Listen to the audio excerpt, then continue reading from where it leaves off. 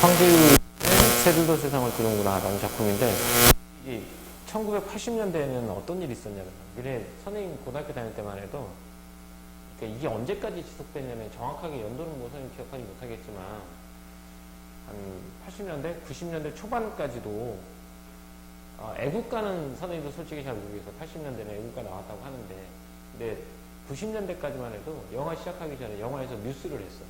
대한뉴스. 대한뉴스도 영화 극장에서 영화를 시작하기 전에 먼저 뉴스를 보여주는 거야. 근데 그 뉴스라는 내용, 뉴스가 대부분 어떤 뉴스였냐면 정치, 대통령 이런 거 있잖아. 권력자를 옹호하는 내용의 뉴스들을 많이 틀어줬어요. 옛날 1980년대 대통령이 누구였어? 전 너무 많이 갔어. 1980년대 누구? 전두환. 그리고 80년대 후반, 88년도부터 이제 노태우 이렇게 있었는데, 독재 정권을 엄밀하게 말하면 독재 정권은 1980년대 전두환 때까지인 것 같고, 어쨌든 간에 90년대는 6.29 선언을 해서 대통령 직선제가 됐단 말이야. 그러니까 이 작품 이제 어쨌든 1980년대 작품이긴 해. 그런데 그때 뉴스를 부르는 말이 있어. 그때 뉴스 무슨 뉴스라고 부르냐면 땡노 뉴스, 땡전 뉴스라고 불렀어. 땡전 뉴스가 무슨 뜻일까? 뉴스인데 그냥 뉴스가 아니라 땡전 뉴스 이렇게 불렀단 말이야. 무슨 의미일까? 9시, 옛날 뉴스가 9시였단 말이야. 9시 땡 하면 뭐라고 시작하냐면, 땡 하면 노태우 대통령, 전두환 대통령이 미국 방문길을 막히고 이렇게 시작해. 땡 전두환 대통령이, 땡 전두환 대통령입니다. 9시가 되자마자 첫 번째 뉴스는 이제 권력자의 업적을 시현하는 내용의 뉴스가 먼저 나오기 시작하는 거야. 이게 땡전 뉴스라고 불렀던 거지. 그러니까 그런 이런 군사정권 상황, 1980년대 군사정권의 상황을 한 말이고, 그때는 이제 선생님 학교 다닐 때도 어떤 일이 있었냐면, 아침에 학교를 가잖아? 정문 앞에 서서 태극기를 바라보면서 뭘 했냐면, 국기에 대한 맹세를 하고 들어갔어. 초등학교 때까지. 딱 서서, 나는 자랑스러운 태극기 앞에 조국과 민족의 무궁한 영광을 위하여 몸감을 바쳐 충성을 다할 것을 다짐합니다. 이렇게 하고 학교를 들어갔단 말이야. 그리고 운동장에서 이제 학교 끝나고 축구를 하다가도 오후 5시가 되잖아? 그럼 국기 하강식을 하잖아. 그럼 축구를 하다 말고 멈춰서 태극기를 향해서 이러고 서 있어야 되는 상황이야. 이런 것들. 그러니까 그런 것들을 뭐라고 하냐면 강요된 애국심이야. 애국심을 강요하는 거야. 아침에 학교 갈 때부터 정문 들어갈 때 태극기를 향해서 국기에 대한 맹세를 하고, 운동장에서 뛰놀다가도 국기가 내려가면 모든 사람들이 다 멈췄어. 길 가는 사람들은 다 멈춰서 그 노래가 들리면, 하강식 노래가 들리면 태극기를 향해서 몸을 돌려서 국기에 대한 맹세를 했단 말이야. 이런 것들이 이제 강요된 애국심을 보여주는 상황인 거잖아. 그런 획일화된 군사정권의 강요된 애국심을 풍자한 노래가 이 새들도 세상을 뜨는구나 라는 얘기가 돼. 이 시 되게 재밌어. 일단 시상 전개는, 이게 시상이 어떤 거냐면, 영화가 시작하기 전 있잖아. 영화관에 들어가면 영화가 시작하기 전에 뭐가 있냐면, 국민을 대처럼 일어나서 애국가를 경청했어야 돼. 그런 거야. 영화관에 들어가서 한 내용이니까. 그래서 시상 전개는 시간의 극장에 들어가서 애국가가 시작하는 장면에서부터 시작해서 애국가가 끝나는 장면까지 꼭 있었던 이야기의 심리에 한번 가볼게. 자, 영화가 시작하기 전에 우리는 일제히 일어나 애국가를 경청한다라고 말을 해요. 영화가 시작하기 전에 일제히 일어나요. 다 모두 싹 다 일어나서 애국가를 경청한다. 가만히 애국가를 들었을 때. 이런 것들이 뭐냐면 바로 일제히 모두잖아. 한 사람도 빠짐없이 회기라. 군사정권의 회기라. 이런 걸 뜻하기도 하고, 그 다음에 애국가를 경청한다는데, 이게 아까 선생님이 말했던 강요된 애국심이란 말이야. 애국가 들으면서 앉아서 들으면 어때? 그지? 근데 반드시 일어나서 자세를 취하고 애국가를 향해 들어야 된다는 거야. 이건 근데 강요된 거야. 그래서 이건 강요된 애국심이라고 하는 거지. 근데 그 사람들이 과연 애국가를 경청했겠냐 말이야. 그치? 애국가를 경청하지 않았을 건데, 경청했다라고 말해서 얘를 반어법으로 보는 경우가 있고, 또는 일단 강요된 애국심에서 됐으니까 진짜로 경청한 건 사실일 거야 라고 보는 경우에서 얘가 반어법이 아니다 라고 보는 경우도 있어. 어쨌든 영화가 시작하기 전에 우리는 강요된 애국심을 주입받게 되는 거지. 이렇게 모두 군사정권을 획일화해서 모두가 다 강요된 애국심을 가졌어. 이렇게 여기까지가 영화관에서 영화 상영 전에 이제 애국가를 경찰하게 되는 거야. 그런데 애국가 내용을 보면 애국가만 나오는 게 아니라 그 뮤비가 나오잖아. 애국가 뮤비. 애국가 뮤비 본 적 있냐, 니네? 니네는 본 적이 거의 없지. 근데 예전에는 이제 공중파에서 TV가 다 끝나잖아? 그러면 애국가가 나와. 12시 정도 되면 애국가가 나오면서 정규방송이 끝나는 거야. 그다음부터 삐 하면서 삼색 크게 나오고 그랬단 말이야. 근데 이제 애국가 뮤비가 나오면 어떻게 되냐면 요 장면이 어떤 거냐면 동해물과 백두산이 하면 동해에서 해가 막 떠오르는 모습, 백두산이 하면 백두산과 한라산의 모습을 쫙 보여주는 거야. 마르고 닳도록 이렇게 나와서 그 다음에 태한 사람에서 쫙 나오잖아. 그럼 태한 사람은 그때 음악이 쫙 나오면서 울숙도에서 새들이 있잖아. 새들이 쫙 날아오는 장면이라든지 아니면 옥상에서 애들이 막 달려오는 장면 있잖아. 그런 장면을 주로 찍어줬단 말이야. 울숙도에서 일정한 무리를 이루며 이렇게 나와. 삼천리 화려강산 탁 할 때 그 노래의 배경으로 울숙도에서 일정한 무리를 이루며 새들이 쫙 날아가는 모습을 보여주는 거야. 그러면 애국가의 뮤비는 대한민국의 아름다운 모습과 밝은 미래의 모습을 보여주는 거야. 근데 그런 것들이 삼천리 화려강산 이렇게 나오잖아. 삼천리 화려강산에 울숙도에서 일정한 무리를 이루며 갈대숲을 이루라는 새떼들이라고 했지. 그 새떼들의 모습을 보는 거야. 그런데 이 당시는 독재 정권하에 민중들이 핍박받는 시대잖아. 근데 그걸 뭐라고 표현했어? 삼천리 화려강산이라고 했단 말이야. 그러니까 현실의 모습과는 어떻게 반대되는 모습이겠지. 그래서 얘는 반어법. 이건 논란의 여지는 없어. 이건 어떤 선생님들 얘는 반어법으로 봐. 이런 아름다운 울숙도에서 일정한 무리 군자니까 무리를 이루며 갈대숲을 이룩하는 흰 새떼들이 쫙 날아가는 새떼들이 내 눈에는 어떻게 영화 극장에서 바라보는 내 눈에는 그게 어떻게 보이냐면 이 흰 새떼들이 자기들끼리 끼룩거리면서 자기들끼리 깔쭉대면서 끼룩대면서 낄낄대면서 1열, 2열, 3열 횡대로 자기들의 세상을 이 세상에서 떼어매고 이 세상 밖으로 날아간다라고 본 거야. 내 눈에는 그들이 이 독재 정권의 세상에서 떠나서 자유로운 이상세계를 향해 날아가는 모습처럼 보이는 거야. 그러면 내가 그 새를 바라보는 시선은 두 가지겠지. 첫 번째는 뭐가 되겠니? 부러움의 대상이야. 아, 부럽다. 나는 여기서 벗어날 수 없는데 쟤는 이 독재 정권에서 벗어나서 자유로운 세상으로 날아가는구나 해서 부러움의 대상. 그리고 나는 억압된 존재이지만 얘는 어떤 존재? 자유로운 존재구나. 그런 존재들이 우리들을 보면서 뭐 하는지 알아? 자기들끼리 끼룩거리면서 낄낄대면서 뒤에는 깔쭉대면서라고 나온단 말이야. 어쨌든 우리를 뭐 하면서 조롱하면서 나가는 거야. 아, 바보들, 니네는 억압된 세상에 살고 있구나. 우리는 자유로운 세상으로 간다. 이렇게. 그래서 여기가 이제 현실에 대한 비판, 냉소. 냉소라는 건 이제 비웃음이니까 현실에 대한 비판, 냉소 이렇게 되는 거야. 알겠지? 그러면서 이제 여기서 그러면 얘네가 냉소를 보이는 현실은 어떤 현실이겠어? 바로 애국, 엄숙, 획일 이런 것들이 강요되는 세상인 거야. 독재 정권하에 강요된 애국심 또는 획일화된 걸 강요돼. 모두가 다 똑같은 옷을 입고 모두가 다 똑같은 행동을 해야 된다는 거지. 이런 세상에 대한 비판과 냉소라고 보는 거야. 근데 힘은 그렇게 어렵지 않지? 극장 안에서 새들이 날아가는 모습을 본 거고. 그리고 걔네들이 1열, 2열, 3열 횡대 일정한 무리를 이루면서 날아가잖아. 이것 또한 역시 획일화를 강요하는 군사정권화의 사회 상황을 어떻게 하는 거야? 풍자하는 거야. 야, 니네는 꼭 이렇게 날아가잖아. 니네는 획일화된 모습을 보이고 있잖아. 그런 것들을 풍자하고 조롱하면서 날아가는 것 같다는 거야. 그래서 이 세상에서 떼어매고 이 세상 밖 어디로 날아간다라고 했지. 우선은 여기 세모처럼 거기 네모 쳐놨네? 이유가 있겠죠? 자, 얘네들은 무슨 관계가 되겠어, 그러면? 얘는 무슨 관계가 되겠어? 대조가 되겠죠? 대비되는 것이겠고. 이렇게. 이 세상 밖 어디로 날아간다라고 했어. 그런 부러움의 대상인 이런 새들의 모습을 보면서 이 사람도 뭐 하게 돼? 꿈을 꾸게 되는 거야. 어떤 꿈을 꾸게 되는지 한번 볼까요? 우리들끼리 낄낄대면서 깔쭉대면서 우리들의 대열을 이루며 한 세상 떼어매고 이 세상 밖 어디로 날아갔으면 하는 거야. 나도 이 자유로운 세상으로 날아갔으면 이 억압적인 세상에서 벗어나서 자유로운 세상으로 날아갔으면 하고 소망을 보이는 거죠. 날아갔으면 하는데 여기서 시상이 전환된다. 날아갔습니다. 나도 저 새들처럼 날아가고 싶다 하는데 대한 사람 대한으로 길이 보존하세 하고 노래가 끝나지. 애국가 끝나면 다시 뭐 해야 돼? 자리에 앉는다라고 말하지. 그래서 여기서 애국가가 끝나. 대한 사람 대한으로 길이 보존하세로 라고 하면서 시상이 전환되고 애국가가 끝나게 된단 말이야.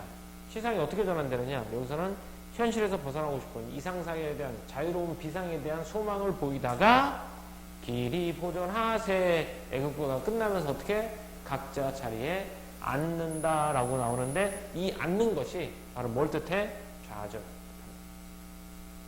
좌절을 뜻하게 되죠. 그래서 각자 자리에 앉는다. 근데 그냥 앉는 게 아니라 어떻게 앉죠? 주저앉는다라고 말해. 그럼 여기서 볼게. 앉는다 반복, 앉는다 반복이지. 근데 앞에 뭐가 붙어 있어? 주저라는 말이 더해져 있지. 이런 것들을 뭐라고 봐? 점층이라고 봐. 얘보다는 얘의 의미가 더 강해졌거든. 이 주저라는 말도. 그래서 형태적으로 점층이고 내용상으로도 점층인 거야. 그래서 이건 점층적 반복을 통해서 좌절감을 강조하는 거죠. 이런 좌절보다 더 깊은 절망감에 빠지게 됩니다. 이렇게. 그러니까 이 사람은 소망은 보이지만 소망하지만 그 소망마저도 좌절된 상황을 보여주는 거예요.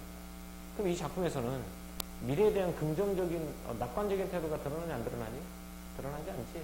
이건 미래에 대한 긍정적인 태도가 없어요. 이런 작품이 되겠습니다. 자, 다시 한번 정리해 볼게요. 이 작품은 극장에 갔다가 애국가를 들으면서 일제 일어나 애국가를 들으면서 이거지 강요된 획일화된 광요된 애국심을 보이겠고 화면 속에 날아가는 새들의 모습에서 나도 더 새들처럼 이 억압적인 세상에서 벗어나 자유로운 세상으로 날아가고 싶다라고 소망을 보이지만 애국가가 끝남과 동시에 앉아야 되고요. 또 주저앉게 되죠. 그래서 이 자유로운 세상에 대한 소망과 좌절이 이 작품의 주제가 되겠지. 그럼 어때? 이 작품 그렇게 어렵진 않지? 스토리가 있으니까 이렇게 되는 거고. 자, 여기서 이제 나올 만한 것들은 아까 말했던 여기 비판과 냉소에서 음성상징어를 활용했다는 거야. 끼룩거리면서 낄낄대면서.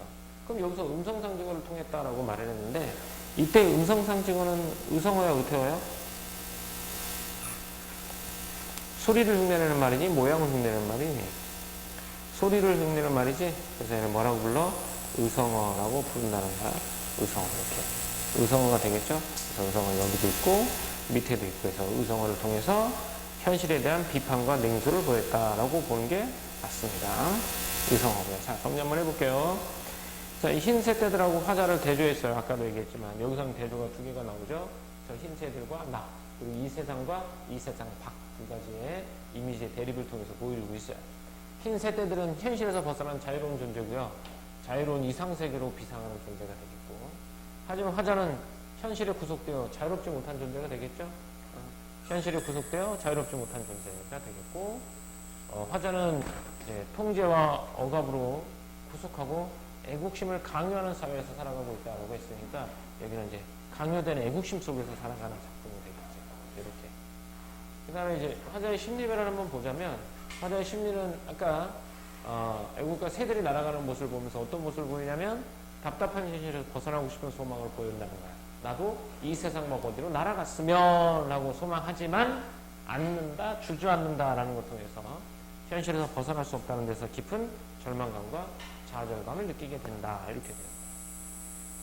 자, 그다음 이 작품에 반영된 시대 상황을 보자고 선생님이 아까 1980년대라고 했는데 1980년대 광주 민주화 운동 80년 5월이야 이후 군사정권의 폭압적인 정치 속에서 갈등과 억압을 겪어했던 시기를 배경으로 하고 있고 두 번째 책 18페이지 자, 당시의 현실을 풍자하고 비판하면서 자유롭고 이상적인 사회 즉 민주주의를 지향하는 화자의 소망이 나타나 있다라는 거야. 하지만 소망과 그에 따른 뭐가 들어가 있다? 절망감이 들어가 있다라고 보는 거죠. 이 작품은 그렇게 보면 될 것 같습니다. 자, 이렇게 봤고요. 오른쪽에 핵심 정리 한번 가보도록 할게요. 이 작품은 자유시 서정시고요. 비판적이고 풍자적이지. 그러니까 비판은 왜 비판하는지 알겠죠? 어떤 사회를 비판하는가? 독재정권 사회를 비판하는 거고 풍자한다는 얘기는 우회적으로 비판한다는 얘기야. 근데 여기서는 어떤 모습을 통해서 우회적이냐면 새들이 날아가면서 낄낄대는 모습이 우리를 비판하고 조롱하는 것 같다라고 해서 우회적으로 비판하기 때문에 풍자가 되는 거고요. 작품의 주제는 암울한 현실에 대한 좌절감과 비판이야. 소망과 좌절, 그 다음에 비판 이런 것들이 주제가 되겠고 이 작품의 특징은 아까도 말했듯이 애국가의 시작과 끝에 맞춰서 시상을 전개한다는 거야. 동해물과 백두산이 하면서 시상이 시작했다가 애국가 시작하나 길이 보존하세로 끝나면서 시가 끝나게 되는 거지. 그래서 애국가의 시작과 끝에 맞춰 시상을 전개하고 있다는 거. 그 다음에 맹소독인 거, 비웃는 거라고 나와있죠? 새들의 모습을 통해서 낄낄대면서 깔쭉대면서 맹소독인 거죠. 그 다음에 반어적, 경청한다 또는 삼천리 화려강산 이런 반어적인 표현을 통해서 현실을 풍자했다. 이렇게 되겠죠. 다음 가볼게. 시상 얘기해 볼게요. 영화관에서 영화가 상영하기 전에 애국가를 경청하는 모습이 보이고, 그래서 세상 밖으로 자유롭게 날아오는 새들을 보면서 그들에 대한 소망을 보이지만, 나도 저 새들처럼 자유롭게 벗어나고 싶다라고 소망을 보이지만 끝내 뭐하는 모습? 좌절하는 모습 이렇게 보이게 되는 거고요.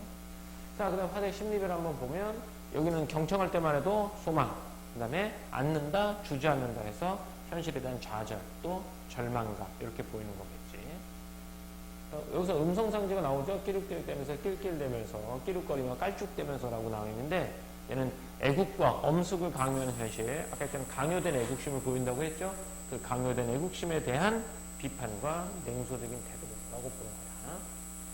그 다음 이제 시의 의미에서 삼천리 화려강산은 아까 말했던 반어적인 표현이라는 거야. 얘는 누가 봐도 반어적인 표현인 거야. 그죠? 이건 확실해. 반어적인 표현인 거고, 아름다운 조국의 광자, 그러니까 삼천리 화려강산 딱 나오잖아. 그 모습을 보여주는 건데, 애국가 가사이긴 하지만 현실은 이와 반대로 답답하고 암울한 군사정권화의 상황이란 말이야. 그래서 이걸 반어적으로 표현한 것이라고 보고, 흰 세태들은 자유로움을 표상하는 존재, 이 독재와 억압의 세상을 떼어내고 그들만의 세상으로 떠나가는 존재니까 바로 부러움의 대상이면서 화자와 대비되는 존재가 되겠지. 그 다음에 이 세상 밖은 이 자유를 억압하는 현실이죠. 이 세상이에요. 그럼 이 세상 밖은 자유로운 이상적인 세계라는 걸 보여줄 수 있다라는 거야. 이렇게 됐고요. 자, 학습 활동 한번 가볼게요. 요건 그대로 뭐 써주면 될 것 같고, 영화관에서 영화 상영되기 전에 애국가를 경청하고 새들을 바라보면서 부러움을 느끼고 소망하지, 하지만 다시 돌아갈 수 없는 것에 대해서 좌절한다라고 나와있고, 이건 되게 어렵지 않고, 요건 방금 했던 거고요. 이 세상 밖 자유롭고 이상적인 세계, 1열, 2열, 3열은 뭐니? 이건 이제 줄을 맞춰 날아가는 새들의 모습인데, 이건 획일화를 강요하는 군사 문화와 사회적 분위기를 풍자하는 것이라고 보는 거야. 그러니까 사회에서는 모두 다 통일됐단 말이야. 아까 했지만 5시만 되면 모두가 제자리에 서서 애국가를 경청해야 되는 상황, 이런 것들이야. 이렇게.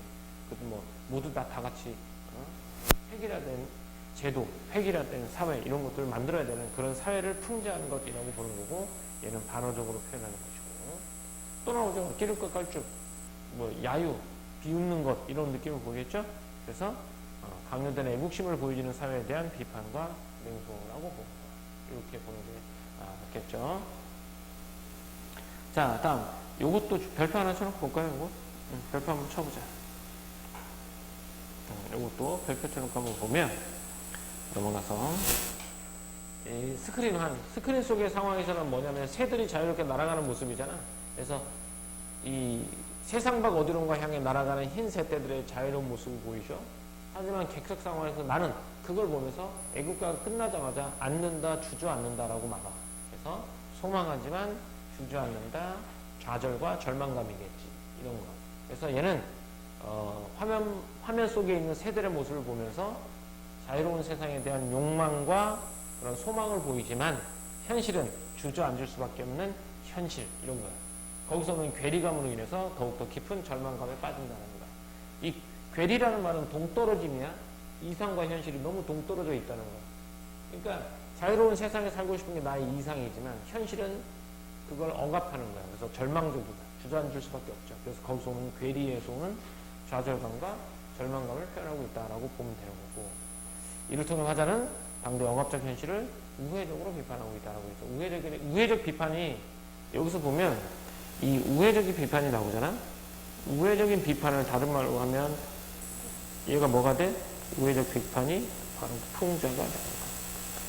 우회적 비판은 우리는 뭐라고 부르니까? 풍자라고 부르니까 이렇게 됐고요. 혹시 너네 이거 논문은 안 할 것 같긴 한데, 그러니까 이게 현실을 풍자하는 작품은 좀 비슷하단 말이야. 이거 간단하게만 한번 보고 넘어갈게요. 일단 선생님도 체크도 얼마 안 해놨어요, 일부러. 이거 나오면 그때 다시 한번 보더라도 이게 농무인데 이거 농무에 대한 설명을 좀 해줄게. 한번 읽어볼래? 한번 편하게 한번 읽어봐. 농무. 이 농무라는 작품을 한번 편하게 한번 읽어봐.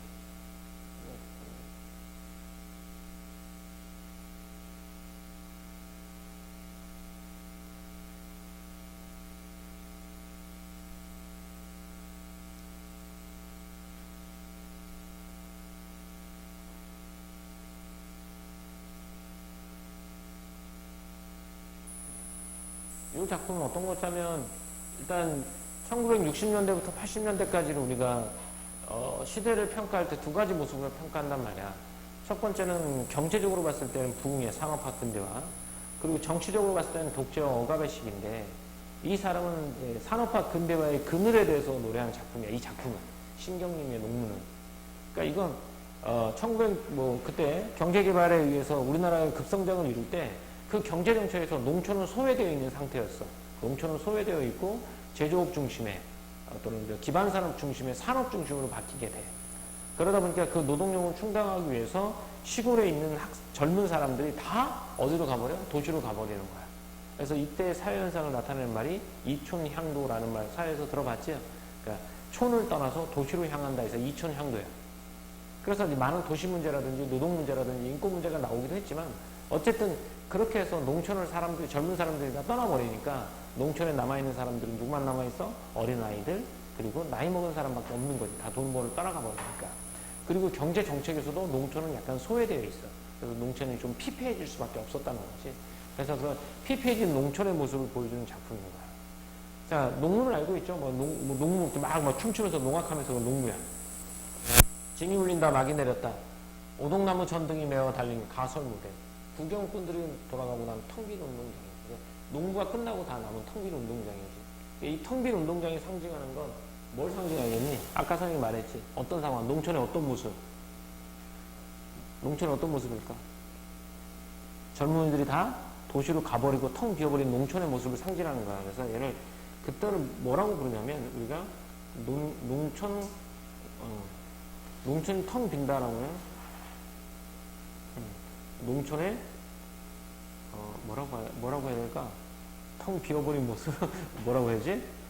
농촌의 그냥 현실이라고 할게. 농촌의 현실. 다 떠나버린 농촌의 현실을 상징하기도 해요.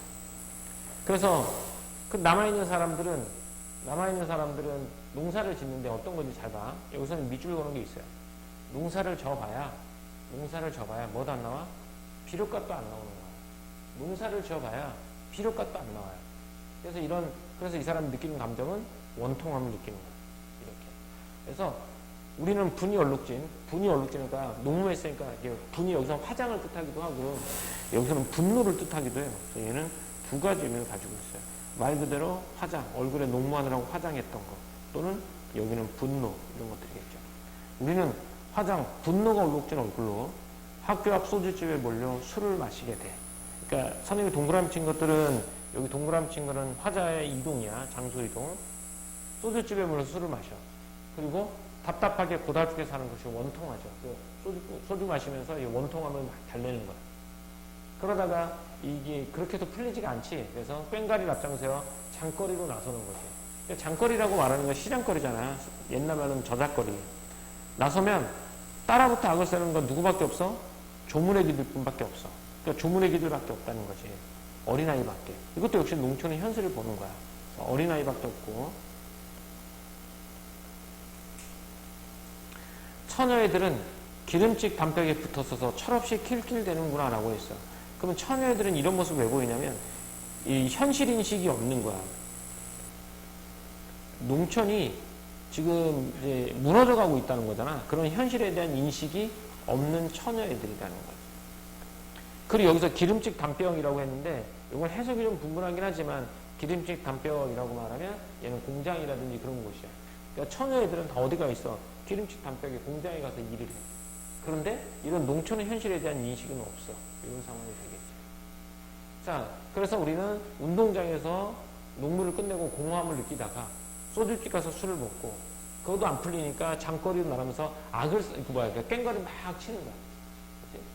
그러면 그래서 보름달은 밝아 어떤 녀석은 꺽정이처럼 울부짖고 농촌의 현실에 대해서 울부짖는 거고 또 어떤 녀석은 해야되지만 산구석에 처박혀 발버둥친들 무엇하겠는가.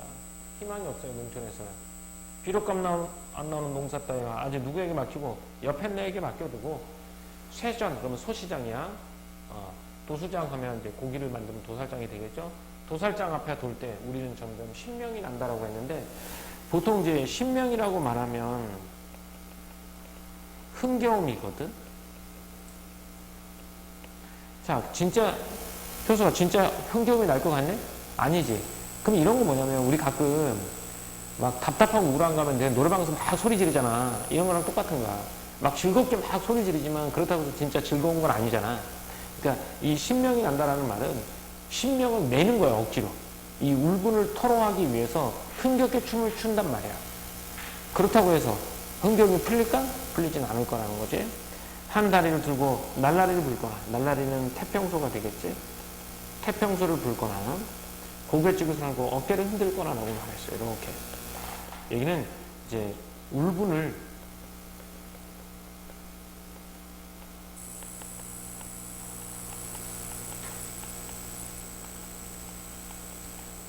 해소하려고 하는 모습들이 보이겠죠. 울분을 해소하려는 모습들이 보이겠죠. 그러니까 되게 상황이 역설적인 거야. 이게 왜 역설적인 상황이라고 하냐면 현실은 되게 힘겹지. 되게 힘겨운데 그 안에서 흥겨움을 노래하고 있는 거지. 고뇌와 울분을 토로하기 위해서. 그러니까 점점 신명이 난다라는 말은 반대로 말하면 어떻게 된 거냐면 우리는 점점 울분이 쌓여간다라는 말로 보일 수도 있어. 그래서 얘를 뭐 상황에 따라서는 반어적으로 보는 경우도 있어요. 역설적 상황에 반어적으로 보는 경우도 있어요. 이 작품은 간단해요. 아까 했지만 이 사람들이 농촌의 현실을 텅 비워버리고 일하는 사람들은 다 도시로 떠나가 버리고 남아있는 어린아이들밖에 없는 그리고 농사를 지어봐야 비료값도 안 나오는 그런 농촌 현실에 울분을 느끼고 그 울분을 해소하기 위해서 더욱더 신명을 내는 모습인 거지. 그러니까 얘는 산업화 근대화를 이루고 경제정책 소외된 농민들의 울분과 한의 표출이라고 보면 될 거야. 이 작품. 자, 그래서 밑에 보면 잠깐만 보면 여기서 보면 공간의 이동에 따라 시상이 전개되고 있다라고 했는데 선생님이 동그라미 쳤던 것들이 공간의 이동이 되겠고 운동장에서 시작해서 도수장까지가 되겠고 직설적인 표현을 통해 현실에 대한 화자 인식 어디 나와? 비료값도 안 나오는 농사 따위라고 나와 있지. 이런 직설적인 표현에서 현실에 대한 화자 인식이 드러나 있고요. 역설적인 상황 설정이라고 했는데 왜 역설적이냐면 지금 상황이 되게 안 좋지. 안 좋으면 어떻게 되지? 울어야 되는 게 바람직한 상황, 일반적인 상황인데 이런 안 좋은 상황에서 더욱더 신명을 내고 있는 거야. 이런 역설적인 상황 설정을 통해서 농민들의 울분과 한을 부각하는 역할을 한다고 보는 거죠. 이게 이 작품이고요. 너무 정도인데 이 작품은 뭐 내신의 작년을 기준으로 하면 이 작품은 안 나왔던 것 같아요. 작년에도. 근데 어쨌든 올해는 또 다르니까 한번 해보고 어려운 시 아니니까 이렇게 한번 봤어요. 신경육 농무고 1970년대에 이렇게 산업화 근대화에서 소외된 농민들의 울분과 한을 나타낸 작품이 되겠습니다. 이렇게 한번 봤고요. 자, 이건 잘 보이죠? 선생님이 작업을 새로 해서 글씨 안 보이는 거 다 보이게 했어요. 자, 이 작품이 창작될 당시의 시대상을 확인하고 작품의 내용이 어떻게 반영되는지 살펴보자 라고 했는데 이때는 1970년대 산업화로 농촌 공동체가 붕괴되고요. 농민들은 절망과 울분을 느꼈죠. 이런 답답하고 고달프게 사는 것 또는 산구석에 처박혀 발버둥 친들 무엇하겠는가 비료값도 안 나오는 농사와 같은 시구에 반영되어 있고요. 그러면 이 작품의 화자의 처지를 새들도 세상을 뜨는 것과 비교해보자 라고 했는데 이 둘 다 하나는 정치적 현실에 의해서 하나는 경제적 현실에 의해서 답답하고 고달픔 이런 것들을 느끼고 있는 거겠죠. 자, 새들도 세상을 뜨는 거라는 화자는 포괄적인 정치 속에서 갈등과 억압을 겪으며 자유로운 세계를 소망하고 있지만 현실에서 벗어날 수 없어서 절망감을 느끼고 있다라고 했죠. 이건 이렇게 되고요. 이 작품은 농촌에서 답답하고 고달프게 살아가고 있다라고 되어 있죠. 자, 여기 쪽지 시험 한번 해볼까요? 이거 한번 해보세요. 이거 체크해. 이거 새들도 세상을 뜨는 거와 관련된 거야.